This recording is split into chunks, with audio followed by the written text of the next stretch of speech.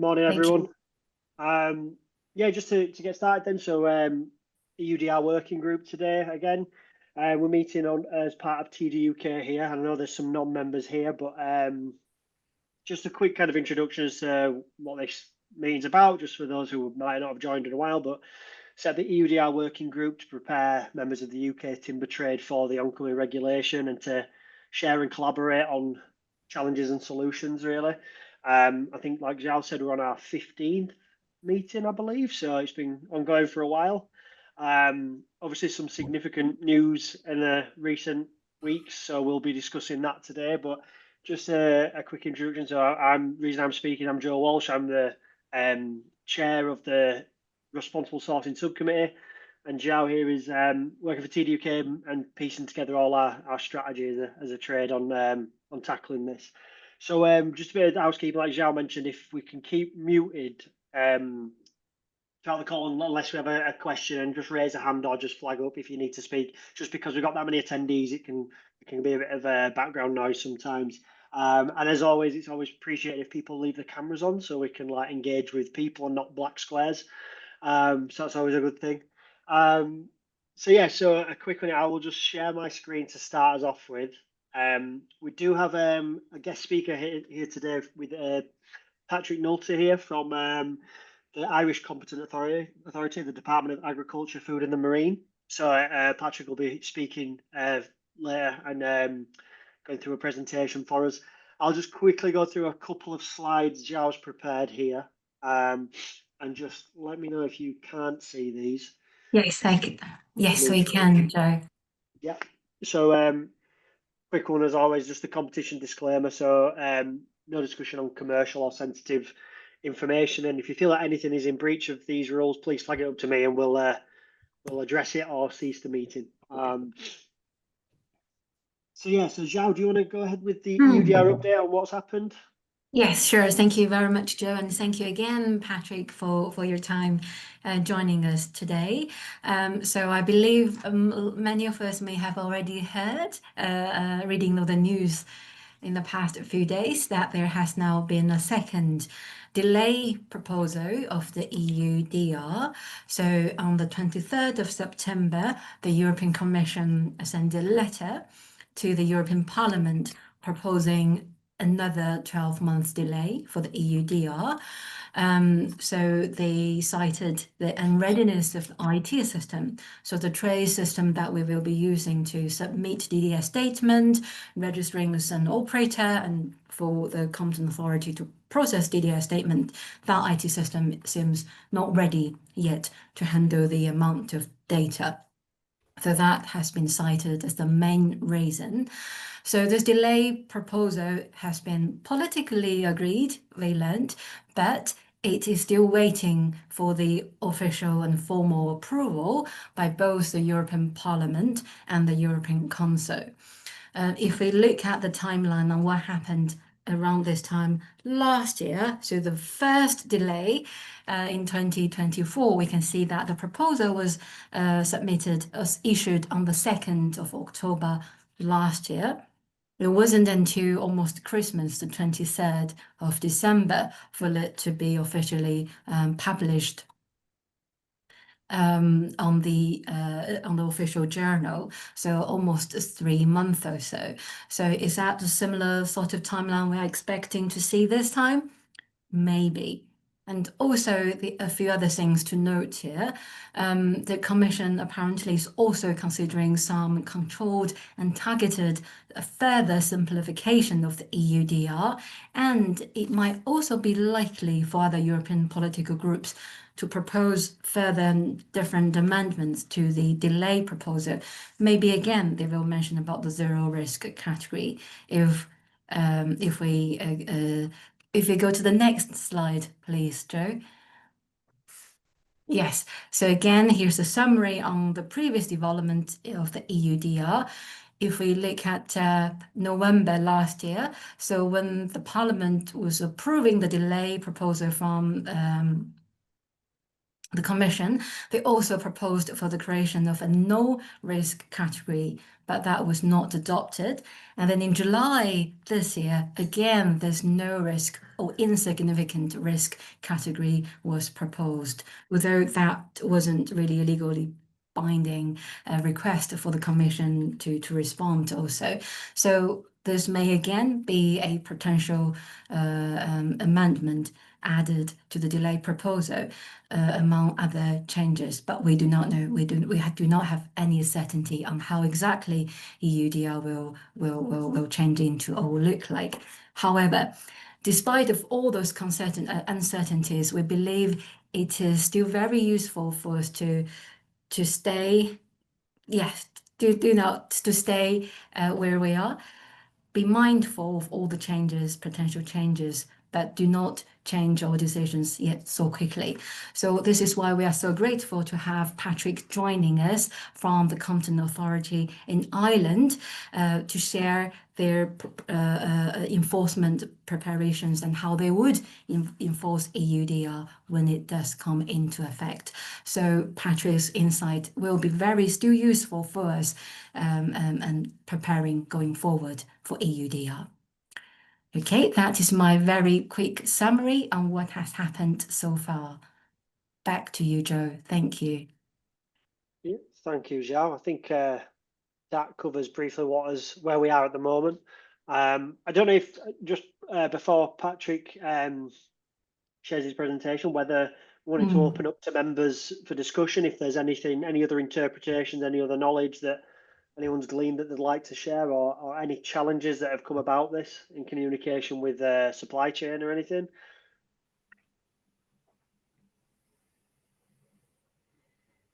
No, I think we're yeah, we're probably just all in a similar boat to last year. At least we've had some practice, I guess. So yeah, I don't know if I think we're okay to get straight with Patrick's presentation, if you agree, Joe. Yeah, definitely, Patrick. Feel free to share your slide.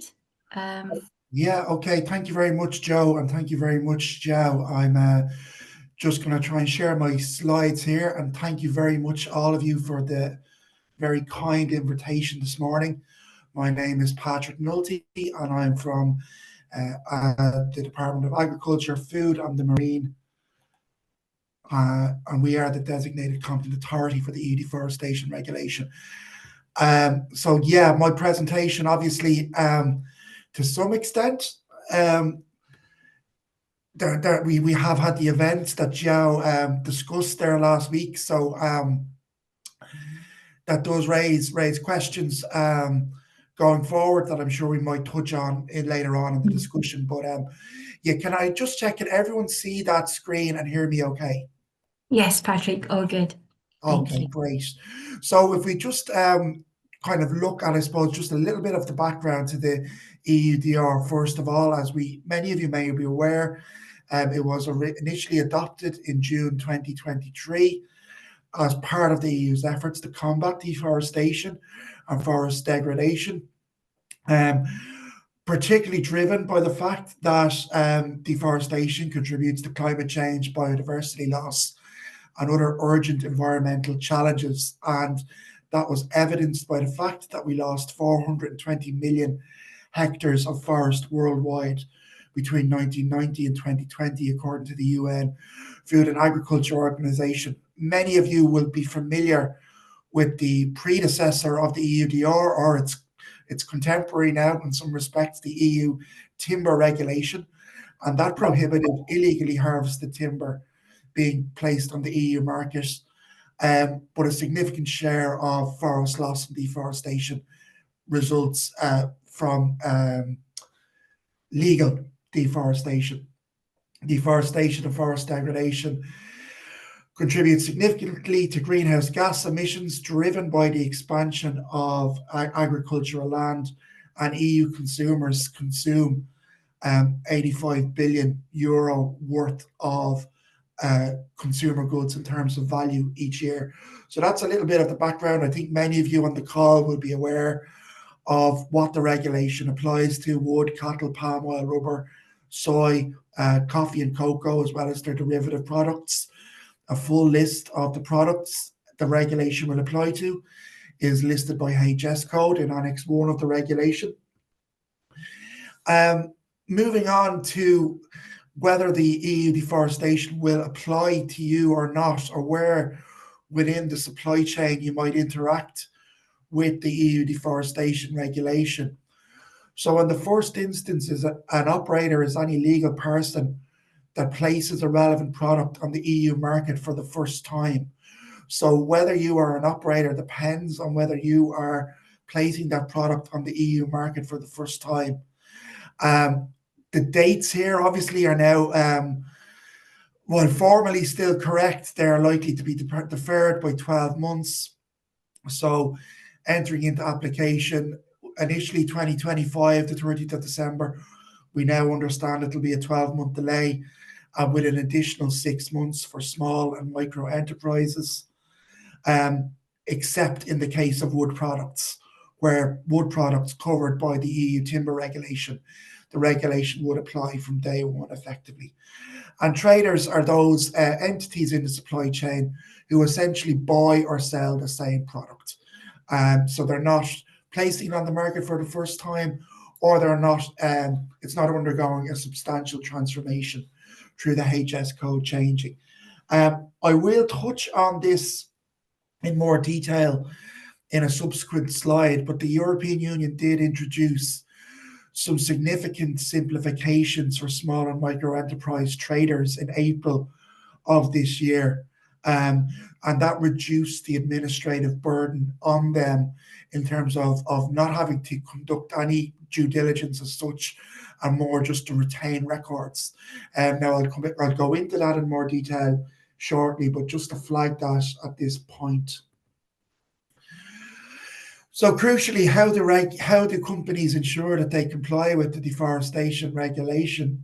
There are essentially three components. Products placed on the EU market need to be deforestation free. That means that they cannot be harvested or grown on land that was subject to deforestation after the 30th of December 2020. They have to be produced in accordance with the relevant legislation of the country of production. That's something you'll be very familiar with from the timber regulation. And they have to be covered by a due diligence statement, which is a statement, the information required in it is set out in Annex 2 of the regulation. And if you are placing products on the EU market, so for example, if you're importing them into the EU, you need to submit that due diligence statement, provide information, and you will be generated a due diligence reference number, which in your case, if you're trading from the UK to the EU, would go on the customs declaration.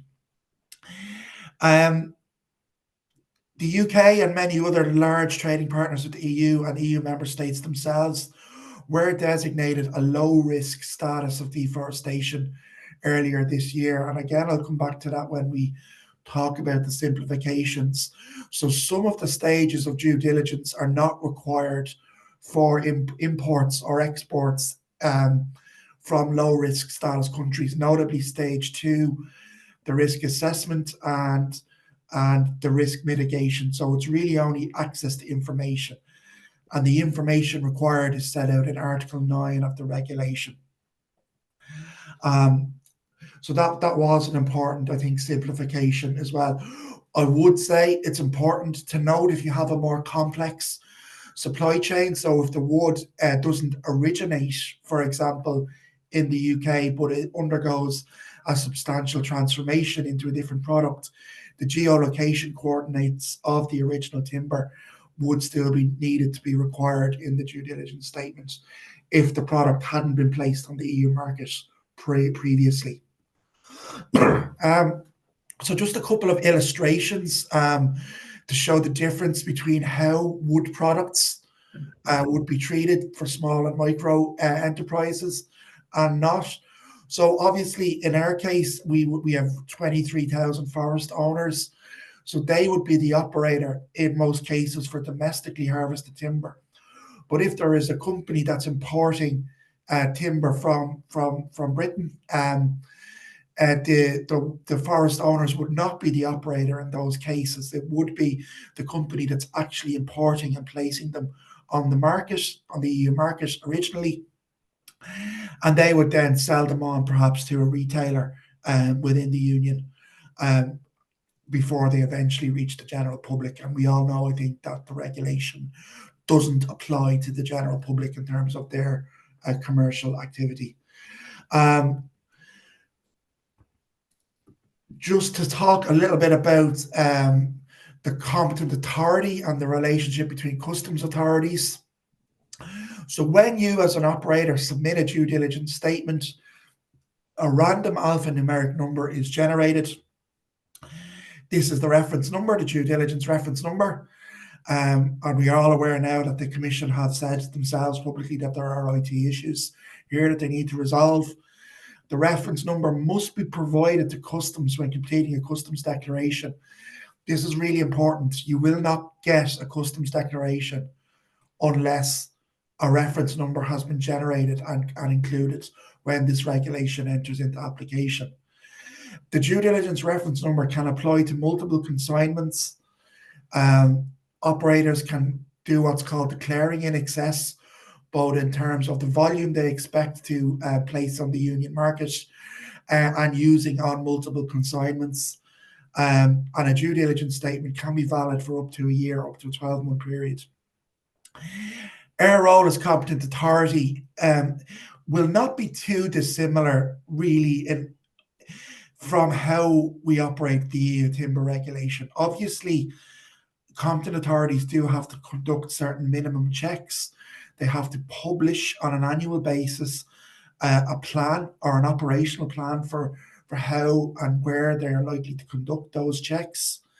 But they will still be done post-release, post the goods being released for free circulation. And I think that's really important, I think, for your businesses to be confident and aware of that. Once a due diligence statement is submitted, the reference number is what goes on the declaration from customs, and then the product should be released for free circulation. And any subsequent inspection will be done based on our risk analysis after that.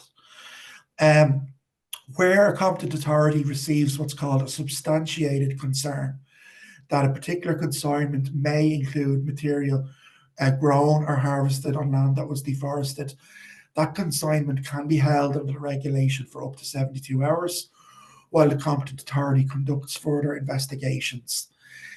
We don't anticipate this to happen regularly, particularly from low-risk designated countries, but it is a power that is available to the competent authority. I think there might have been just a little mix-up between the two slides, but this is just, you saw the wood example there, so this is just looking at it from the perspective of cattle, and there would be the export and import of some cattle products as well. They would have obviously had an additional 6 months, both on the import and export side, and they're probably going to have 18 months now before the regulation will enter into application. So there is a significant window of time for those type of operators and traders to prepare for the regulation applying. So if what the Commission have indicated is correct, it would be the 30th of June 2027 before this would apply to them.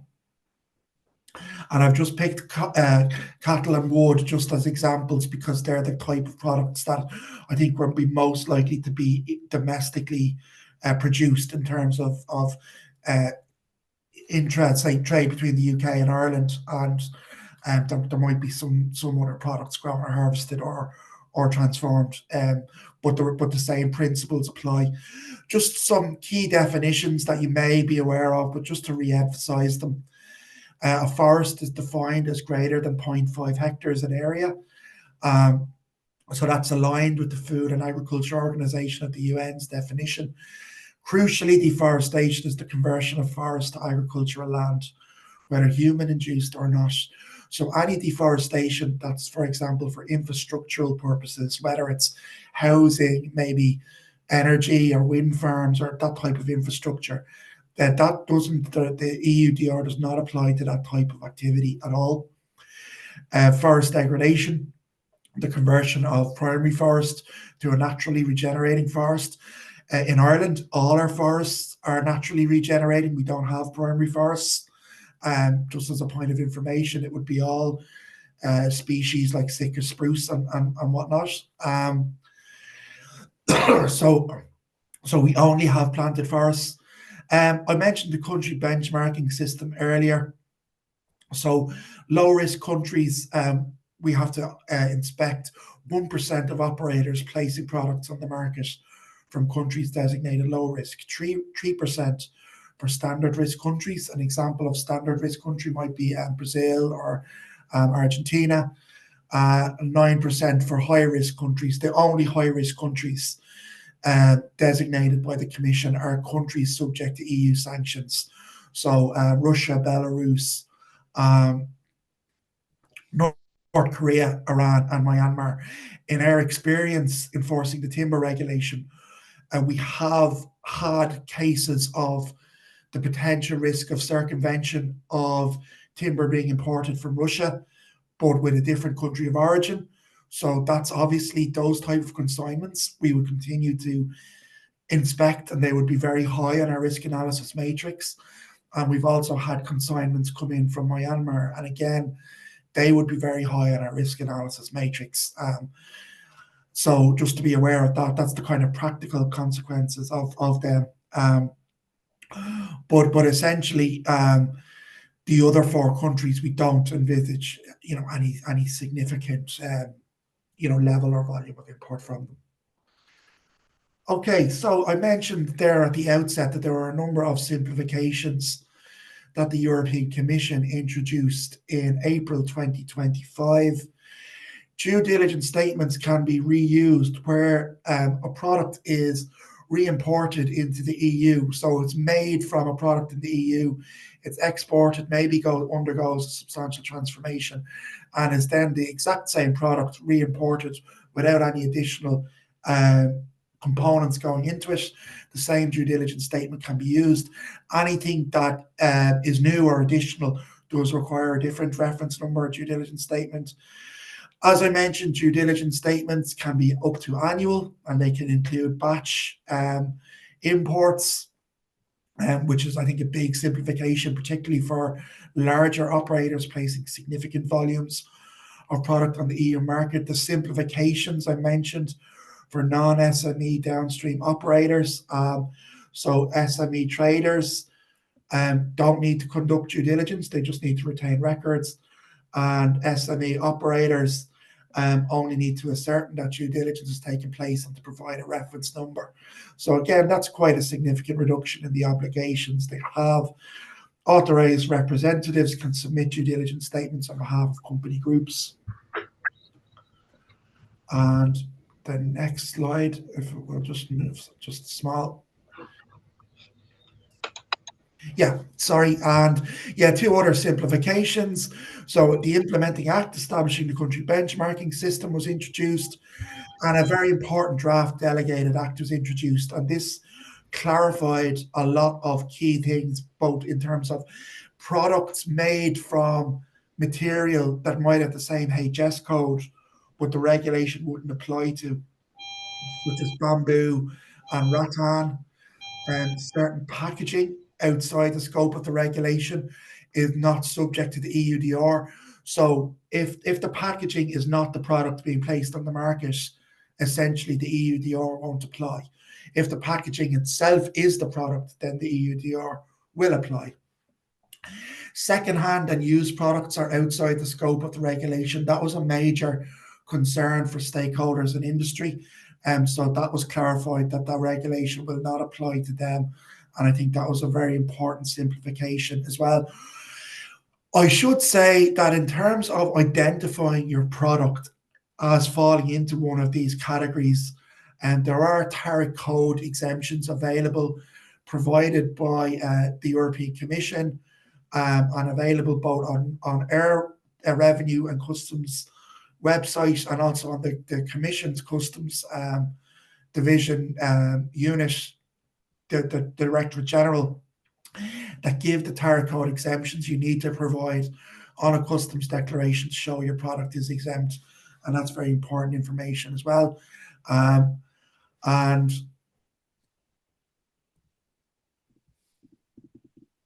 next steps for compliance, obviously there's a bit more time now to prepare, but first of all, determine if your product falls under the EUDR, check the relevant CN codes, confirm your role. Are you an operator or a trader? And crucially, and a lot of companies I know have done this already, is to map out your supply chain and see how complex your supply chain, particularly in terms of accessing the geolocation coordinates, and how many operators or traders fall within it, where the product undergoes a substantial transformation. If it does, has due diligence been carried out upstream, in which case a lot of the geolocation coordinates will be already available and you'll be able to quote the previous due diligence reference numbers. If you are the first placer of the product on the EU market, you must exercise due diligence and submit a due diligence statement to the Commission's information system. And you need to retain your records for up to 5 years and determine whether obviously in a lot of cases, I think in this call, it would be low risk status. So there, it's kind of a checklist that you can do even regardless of the deferral and the delay. There's just a visual illustration of the simplified rules for SME operators. So that's the key question. Has due diligence already been completed upstream or not? If it has, your obligations are significantly reduced. If not, then there is a requirement to submit the due diligence statement. Okay, that concludes my presentation. And there is more information at agriculture.gov.ie. You're probably also aware that there is an FAQ document produced by the European Commission as well. And yeah, that concludes my presentation. I think I've stopped sharing, but if someone can confirm that for me, I would appreciate it. Yes, Patrick. Yes, you have stopped sharing. Great. Thank you very much, Patrick.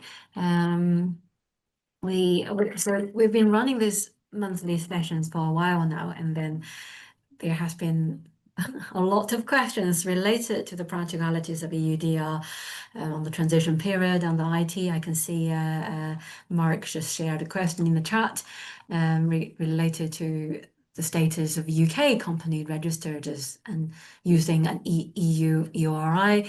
So you can still see we are facing many of those practicality issues with EUDR. I wonder if we can open up the floor now if anyone has any questions. Patrick, or related to the existing requirement of EUDR. If you would like to share, please just raise your hand and turn on your camera. That would be really helpful. Thank you.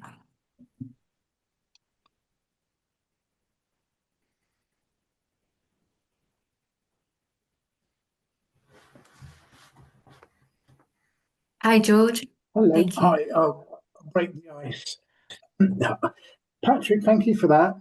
I have a question.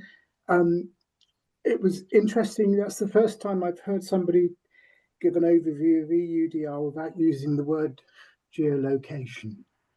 So that was quite refreshing, but something that concerns me a lot in the work that I do with the American Hardwood Export Council, AHEC. And I would be interested in understanding your approach to geolocations in the format that they're provided, in how you might be checking them, and advice that might give to those that are looking to supply geolocation information. Yeah, okay, thank you very much for the question. So the first thing to say on our first starting point is that the due diligence statement is a legal undertaking by the operator. So the operator is giving a legal undertaking when they submit a due diligence statement that the information they're providing is correct. So that's, if you like, a first principle.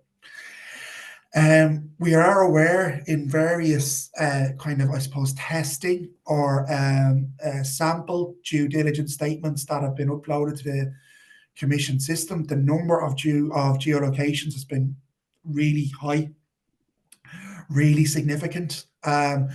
we are, I think the capacity of operators to declare in excess is really important in this context, and so that they can provide multiple geolocations, that they know the product or commodity comes from, but they may not be able to identify the exact specific forest in the case of timber. So I think operators should really study the information around declaring in excess, and the fact that you can now submit a due diligence statement that would cover up to 12-month period. Our thinking as a competent authority is obviously we support the regulation in principle. We are operating on the basis that it will still enter into application, albeit with the delay announced by the EU Commission. But we also want to apply it in a common sense and sensible manner, that doesn't disrupt supply chains and doesn't place any unnecessary administrative burden on an operator. We don't want to see, supply chains disrupted. We really don't want to see that. And that's why I've stressed in the presentation, our inspections will be post-release. And that's always been the case. That's no different from the EU timber regulation. And we don't envisage products being delayed or held up at customs, provided there is a valid due diligence statement and a valid due diligence reference number. I can't say, how many geolocations we're going to check, because, it's an abstract question. It depends on the context. It depends on the risk analysis, the risk profile. It's something we're still teasing out as a competent authority. But obviously we have statutory obligations to satisfy ourselves that due diligence was conducted on the product and no deforestation-free material is being placed on the market. So I guess the answer is we will check as many as we feel we need to, in a given situation. And that's probably the most direct way I can answer the question, George. Thank you, Patrick. Thank you, George. Nicola?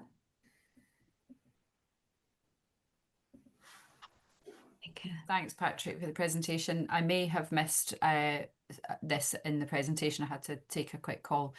In terms of testing, I know that in some regions, other nations, they've started a program of testing with companies in order to make sure that the paperwork, the information flow is meeting the criteria that your organisation or the governing organisations would need. Is there a plan in place for what that testing will look like? Is there a way of looking at what the errors are coming through, what the common error points are? Just because I suppose by testing it flushes out the problems. Yeah, sure. So the system itself is it's operated by the Commission, the European Commission, as you know, and they have said that they've highlighted some IT issues as the reason for the deferral. Now they haven't elaborated on what those issues are. So we haven't got that information yet. There is the ability for companies to register on a test site as it is, if they have an EO or I number where they can test submitting due diligence statements. I know just by looking in that area on the Commission's system, there are a lot of companies both that have submitted due diligence statements. And once the information requested in Annex 2 and the mandatory fields are provided, then a due diligence reference number will be generated. So once the mandatory fields are put in, that's when the reference number will be generated, and that's what customs will look for on the customs declaration. As regards the macro issues with the information system that the Commission referenced in their statement last week, we haven't been briefed on them. We are not aware of what they are. So we're also interested to hear from the Commission what the specific IT issues they have with the system are. Thank you, Patrick. Thank you, Nicola. Next, we have Tom. Hi, Tom. Hi, Patrick. Hi, everyone. Thanks first for giving a very clear presentation. I hope I could bother you with 2 questions, if that's fine. My first is, you mentioned briefly about the simplified due diligence, and one of the requirements being that the country has to be considered low risk, according to the EU benchmarking. Your presentation is among quite a few others that I've heard where they haven't touched upon some of the other factors that should be considered that are within the legislation, namely the risk of circumvention, the supply chain complexity. I just wanted to clarify with you, in order to do simplified due diligence, do you need to consider factors more than just the EU benchmarking risk, or can you just say they are low, therefore I can go straight to the simplified due diligence? Yeah, thanks, Tom. That's a really, really good question. The regulation is clear that not only does the operator, if the product is coming from a low risk area, the operator also has to satisfy themselves primarily that the product is deforestation free and legally harvested.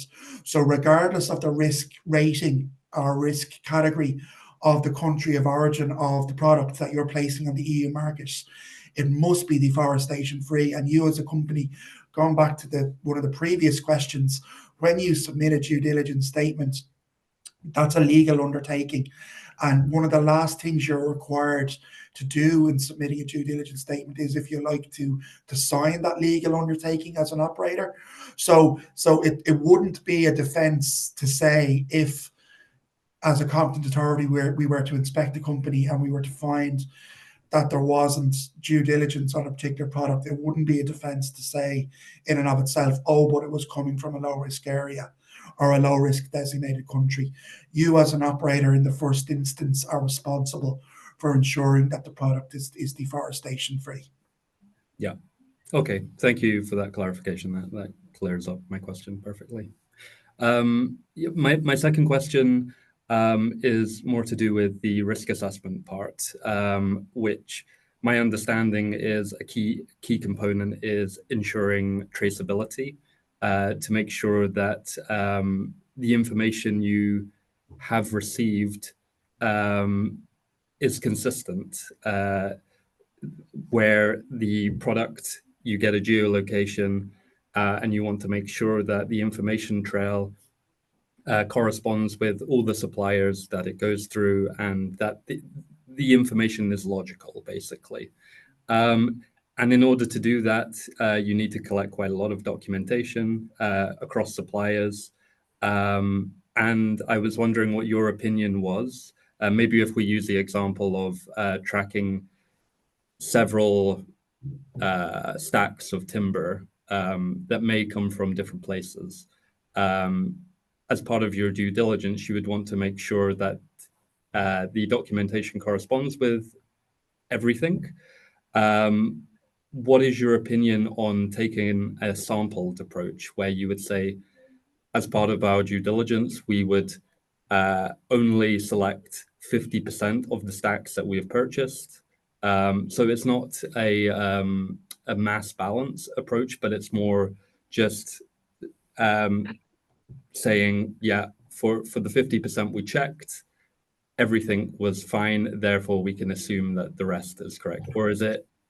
Yeah, I think we can kind of take some learnings from the timber regulation and trying to kind of answer that question. As in, if we select a company for an inspection, be it under the EUDR in the future or even the EU timber regulation, next week, tomorrow, what we want to see is a systemic approach. So we want to see that due diligence is integrated into the company's supply chain, and it's integrated into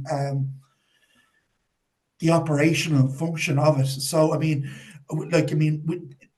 it's possible to provide evidence around legality, you know, through, for example, a harvest license from certain countries, if we can provide it with that, or, you know, evidence from a regional or country authority or government department to show that they had the legal right to harvest timber. That might not always be the case, as you probably know and appreciate in some countries. The deforestation-free element is obviously the new part, and there's obviously a lot of spatial data mapping tools. There's the Copernicus satellite data, which the European Commission and European Union has developed, which is like satellite tool visualization data. There are also, I think, private or commercial mapping tools, and we will obviously try and use them if and when we start actually doing inspections. There'll be an element of learning by doing in that space, because obviously it's new. We haven't had to check geolocation data before, so I'd imagine until we would be erring on the side of caution, I think, as we get familiar with using those tools. So in terms of taking a sample of timber, I mean, the obvious problem with that would be, well, what if it's the wrong sample? You know, so we'd want to see a due diligence system in place in a company that they can tell us systemically how they ensure that the timber they place on the EU market or export from the EU market is deforestation free. So like if you take the example of Ireland, we have a forest licensing system. So you can't harvest timber unless you have a license from the government department. So it's quite easy to verify that there's legality. So other countries will have slightly different systems, and some will be harder to demonstrate than others. But that's again where the risk assessment and mitigation piece comes in. So we all kind of know on the call that you can't eradicate risk. It's impossible to eradicate risk. But what we would want to see when we ask to see a company's due diligence system is that they're A, aware of the risks, and B, they have specific procedures in place to mitigate them. And that is a very key indicator to show us that they're implementing the regulation correctly. Yeah, thank you very much. That's clear. That's very helpful. Thank you, Patrick. Thank you, Tom, for the questions. Michelle? Thanks, Joe. Hi, Patrick. Thank you for your time today. How will the competent authority be validating the timber species that are supplied is actually corresponding with the paperwork and where it's come from? So we do have the option to do timber testing on a consignment if we want. So if we have a concern about a particular consignment, and we have done that, we've sent it for testing. So particularly where there might be a concern around circumvention. So I think I mentioned in the presentation, timber from Russia may be coming from other locations. So we can do that. However, you know, there's obviously going to be a huge volume of due diligence statements. So again, we would, you know, the due diligence statement is a legal undertaking by the operator. So it's up to the operator to provide accurate information and to ensure that what the information they're providing is correct. We obviously wouldn't be in a position to check every single consignment of timber. That's just not practical. But if we have a concern, if we're aware in our risk profile of where the risks of deforestation, of illegal harvesting occur, and there's all that information provided by NGOs and monitoring organizations that point to that, we'll feed that into our risk profile. There's also around certification. Now, obviously, certification is maybe not as prominent in the EUDR as it was in the EUTR, but still, certification is still another tool or asset that companies can use to demonstrate that the timber they're harvesting is provided in a sustainable way. So, just as a ballpark, how many tests do you think that you'll be undertaking in a year? It's very hard to estimate. Like a lot of I couldn't give you a ballpark. What I can say is that competent authorities are legally required to publish under the regulation through the declare reports that how many tests they do and how many inspections they do. I think last year under the timber regulation, I think from memory it was 4 tests that were did on timber. Now I'd have to double check that figure. But that competent authorities will have to publish their inspections and their testing findings, and that'll have to be publicly available when the regulation begins to apply. Okay, thank you. Thanks. Thank you, Michelle. Peter? Morning all. Morning, Patrick. Thank you for taking the time. I've got a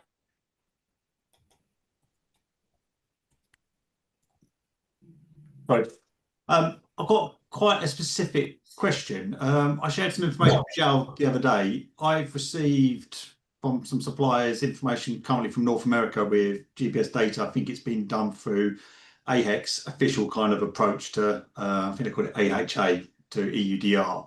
I have a question, and you kind of half answered this earlier. The satellite data programs that we use to verify deforestation-free and forest degradation, how do we know which one's right and which one's wrong? You referenced it, Copernicus. There is no right one and no wrong one. So the question kind of is then, so if I run my satellite analysis using, I think there's a mainstream one that's been used at the moment called Orbify, and I have no deforestation on my data that I collect through my satellite analysis, but then say, for example, Copernicus or another satellite analysis says, well, actually there is some deforestation there. Is because Orbify has told me there's nothing, I'm okay, or what happens in that scenario?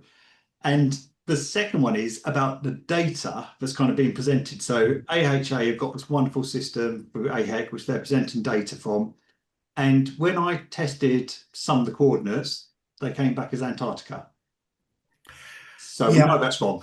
Yeah, I think the first thing to say is that I think the Commission were working on a tool in the information system that would exclude geolocation coordinates that were factually wrong.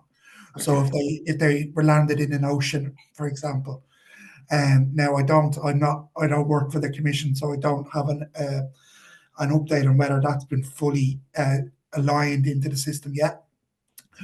Look, it's a really good question you ask. There's not a black and white answer to it. There's no formal satellite imaging system that we are saying we absolutely require, or that the European Commission is saying in its FAQs that it absolutely requires. Again, just going back to what a due diligence statement is in a legal sense, it's an undertaking from the operator. So our role as competent authority is not, to rubber stamp or to say, okay, all of these due diligence statements are correct and we can stand over them 100%. We select certain operators for inspection, and then we will see how they do their due diligence.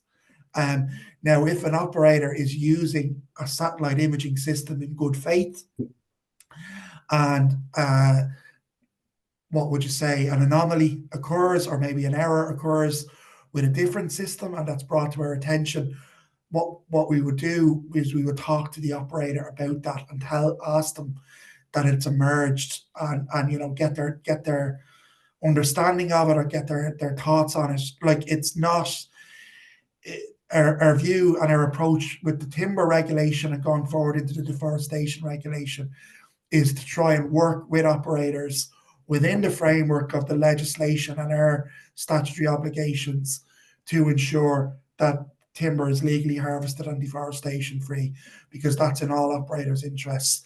It's not the case that if there is genuine human error or a mistake, that is suddenly going to lead to a very severe sanction.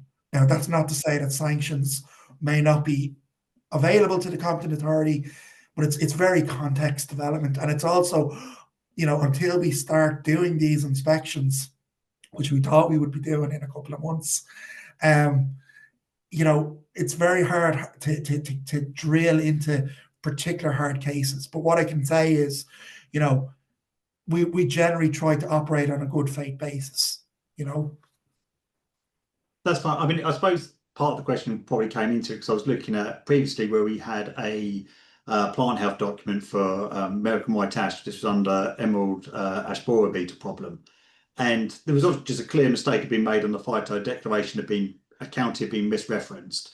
But when it came, and this is for UK, by the way, when it came to the UK, the plant health looked at it and went, no, the phyto's wrong, therefore it's a no, we're not letting the wood in, even though we knew it was just a human error mistake. So that parcel of ash actually had to be returned back to the States because it was not allowed entry into the UK. They weren't prepared to issue another phyto for it. So I suppose I was looking at it from a point of view of how well would the data be done. You can ask the question, we're saying, as long as you're telling the right story, a human element, yes, you can say Antarctica, we know there's no forest there, so that's a mistake. We tell the story, we give over the information.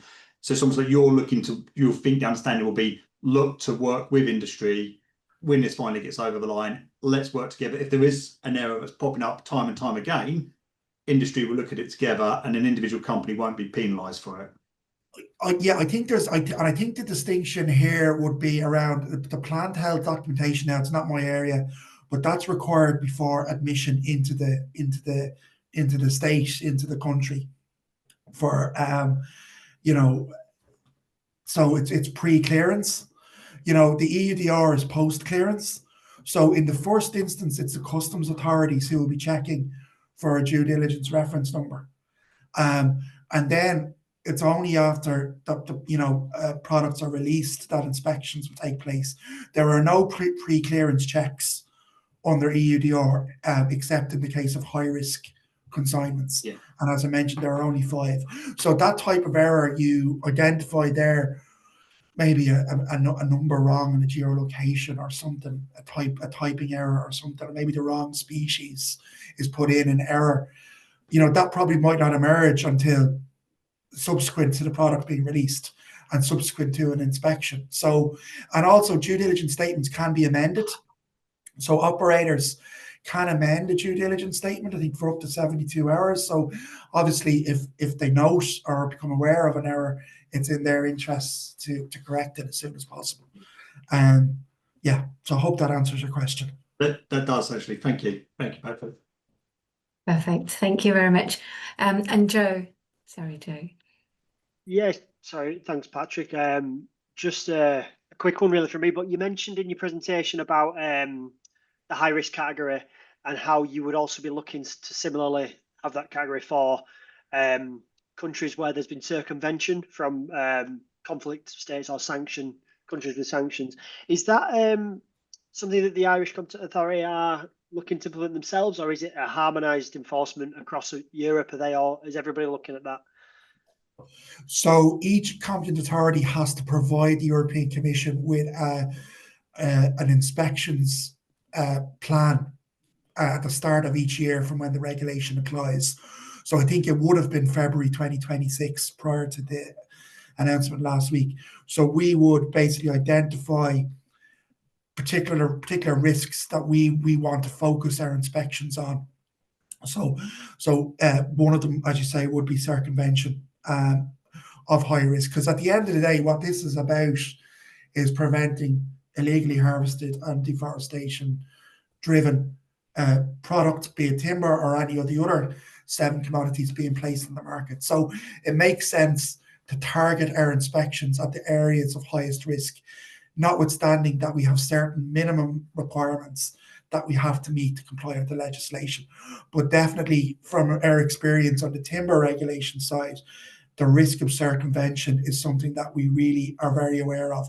And we use international evidence reporting from NGOs, reputable sources, to make those decisions around targeting of inspection. So it's not random. We use criteria and we have a risk analysis matrix that we apply. Thank you, Patrick.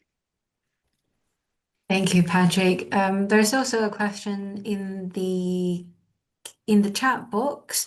I'm going to read this out, but Jane and Will, please feel free to jump in and clarify more. So the question is, regarding sampling of due diligence statement, in the case of low-risk countries, is 1% of timber entries into our Republic of Ireland checked, or is it 1% of individual tariff code?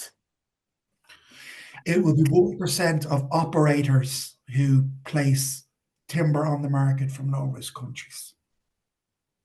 Okay. So it's the percentages on operators. There is some requirements, in particular in the case of timber, around volume for higher risk categories.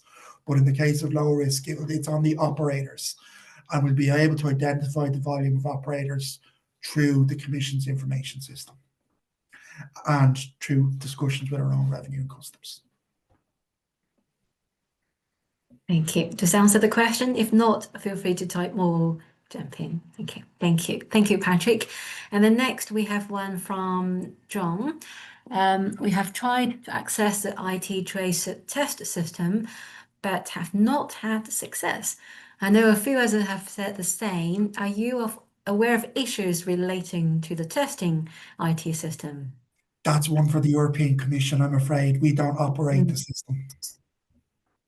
Then thank you, Patrick. John, it might be helpful if you email the IT support related to the testing system. Oh, I can find the email address for you later.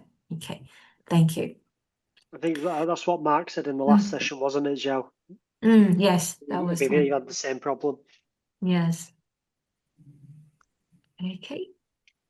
I also have two questions, if I may ask you, Patrick. Number one, you briefly mentioned about this role of certification under EUDR and then under EUTR. It might be different. I'm interested in knowing what is your perception on the role of certification under the two regulations. How would you approach them? Do you think they have different weight? Yeah, so the European Commission published research a couple of years ago now when they were, I suppose, developing the deforestation regulation. And they felt that there were examples globally of where, even though timber or wood had particular certification, it still wasn't legally harvested, and that there were anomalies. So what I would say is that we don't see certification as a green lane, as an automatic demonstration of legality, but we see it as an asset to demonstrate it. So we see it as part of a combination of pieces of information that a company might gather to show that they have legal and deforestation-free supply chains. So it's a piece of the jigsaw, but it's not in and of itself a green lane or demonstration of compliance. So does that mean you would expect operators to provide additional evidence on top of certification? Yes, yeah, there would have to be more than certification. And that's the case with the timber regulation as it is already. So that's not EUDR related. That would be the case even today if we inspected an operator under EUDR. Okay. How about if the countries are very low risk, such as those from Sweden, for example, they're very low risk European origins, and if the timber is certified, would you regard that as sufficient, or would you still request further? Again, it's hard to give specific case examples. I think we would judge, like the way I would view this is the assessment of the weight of evidence is more about it's about balance of probability rather than absolute, certainty. I don't think certainty is achievable, but I think the weight of evidence, what we want to see as a competent authority when we inspect an operator is that there are practical steps being taken to mitigate risk, to identify risk and mitigate risk. And if we can see them in how the company operates its supply chains or works product through its supply chains, then that shows that they are seeking to comply with the regulation and mitigate risk. And there are possibilities if a gap is identified, a corrective action can be issued by the competent authority. And errors or gaps, again, they don't automatically mean that it has to move straight to sanction. That if an issue is identified and corrected, then it's possible to update the due diligence system in that way. So yeah, it's a package of steps and procedures within the supply chain. So continuous improvement is also the key part of it. Absolutely, yeah, because Okay, risks are always excellent. changing. Yeah. Yeah. Thank you very much, Patrick. That's very helpful. And then, sorry, just one more question. We heard that the EUDR FAQ and then the guidance note are both not legally binding. Correct. The guidance note is a legal statement from the Commission. The FAQ is not legally binding and is subject to potential amendment at a future date. So all these documents are published, I should stress, they're published by the European Commission. They're not published by a competent authority. They're certainly not published by us. But the guidance note is a legal statement of the Commission's interpretation of the regulation. Okay. The FAQ is not. The FAQ is not. Okay, thank you so much. Do we have any other questions for our guest, Patrick?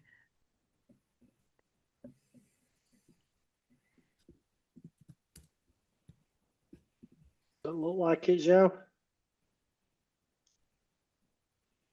No, it's just such a really good opportunity to be able to talk to competent authorities directly. So please don't be shy.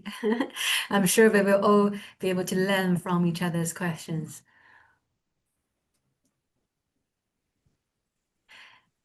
Patrick, will you be planning to run any training sessions or any other stakeholder engagement day going forward? Yeah. We've had over 50 different engagements with different stakeholders, be it in group or by commodity or bilaterally. We had 4 online webinars last year, which are still available. Obviously, some of that information has evolved. I suppose at the moment we're waiting to see what happens in terms of the formal next steps that the Commission needs to take or is intending to take. So yeah, we just need to, I suppose, wait and see and take stock now and see if the level of referral that they've indicated, we expect it to proceed, but we just want to see that happen, and then we will consider our next steps as competent authority. That's good. And then how about any individualized guidance or checklist? Is that one of your plans to develop those? As competent authority, we can't actually publish a specific checklist or guidance note. So because the regulation ought to and will apply across the European Union in a uniform fashion. So the guidance note that you mentioned previously is the guidance note for all 27 member states. Okay, thank you.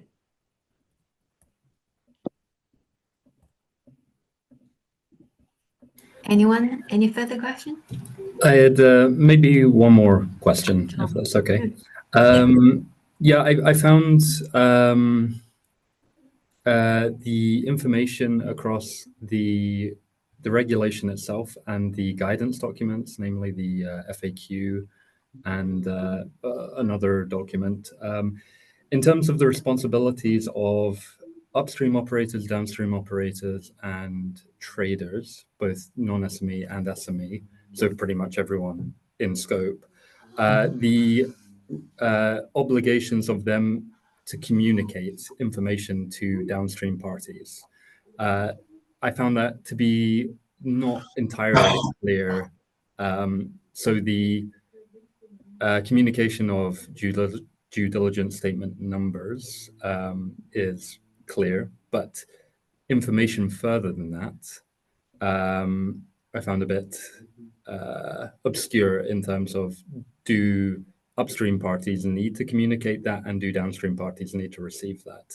And I think there will be a lot of communication between supply chains about what they want to receive, what they need to receive, and what the obligations are. So I was wondering, is it possible for you to clarify exactly when information relating to the risk assessment and the information needed to be collected as per Article 9 needs to be shared further down the supply chain? Yeah, so you're right. Due diligence reference numbers do need to be communicated to downstream operators, but that doesn't need to be done through the information system, although that's probably the most convenient way to do it. Really, that's a matter for the operators to discuss between themselves, because obviously they're conducting the transactions. Essentially, the due diligence reference number should follow the product right through to the end of its life cycle, you know, and that's the easiest way to communicate that. We don't get into, you know, disputes between operators about, you know, whether, when or where information should be shared. That's not our function.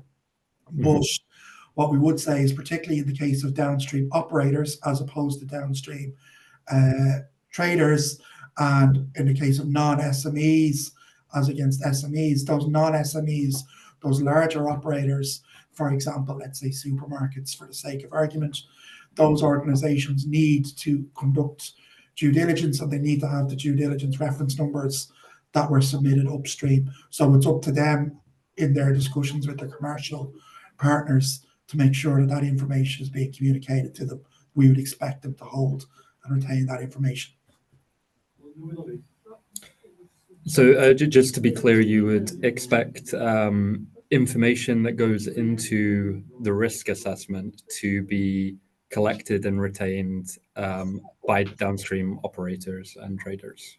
Well, the reference number, the due diligence reference number, because that allows us to check that reference number. So that's where, for example, geolocation would be. We would expect them to have a record of the reference numbers, and that would form part of their overall due diligence system. Yeah, but beyond that, that's discretionary. That's up to the supply chain to discuss that amongst themselves. Well, up to a point. In the case of operators that are downstream, they need to ascertain that due diligence has taken place, and the only way for them to do that is to have due diligence reference numbers on record and be able to refer to them. So I think that's touched on in one of the FAQs, that it goes into what does ascertain mean, and it talks about record retention and due diligence reference numbers in the commission system. Okay. Thank you. Okay. Thank you, Tom. Thank you, Patrick. Kath. Thank you, Kath. Hi. Hi. Checking you can hear me okay. Hello.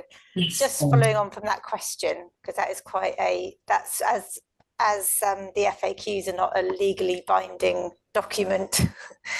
I just wanted to double check that during an audit, a downstream operator wouldn't be expected to be able to share their assessment of their supplier's due diligence system. It would literally just be the reference number and the verification number if there was an audit of a downstream operator or large trader, because I think this is a real confusion. I don't know if anyone else agrees, but about what will actually be likely, you know, what somebody would like to be audited on.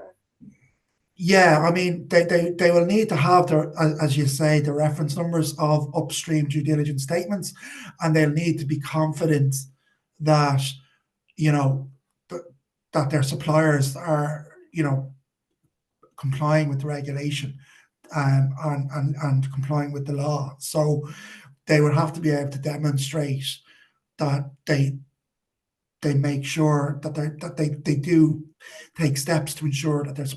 It wouldn't be enough to just say, well, we assume they're complying. That wouldn't be enough.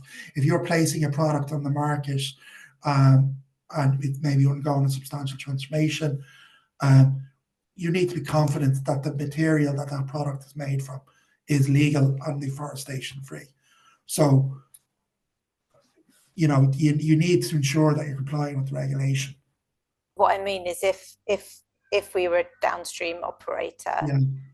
and we had the due diligence reference numbers and we had put them in as part of our due diligence statement, if we were audited, would we also be expected to share our due diligence assessment of our upstream suppliers at an audit, or would it be sufficient that we collected the due diligence reference numbers as verification that due diligence had been carried out, which what it kind of says in the FAQ? So I think that bit's a bit confusing.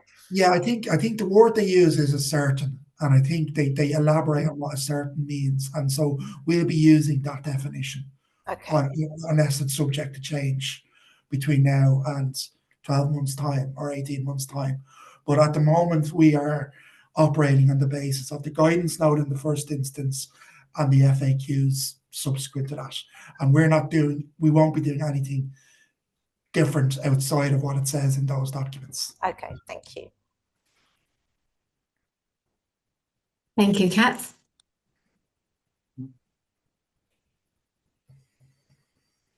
Any other questions? We've just had one come into the chat, Joe. Oh, Lisa Cherryman. We are often being asked for harvest permit numbers or license numbers, but not all countries operate this system. Is there a document that references which countries operate which system?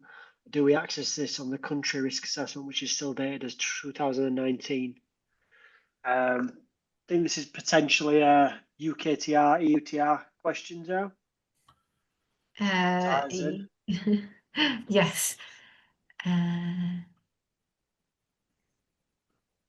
don't know, Patrick, if you, yes. Or just answer in general terms that, yeah, we would ask if there's a harvest license because it's an easy way to demonstrate legality.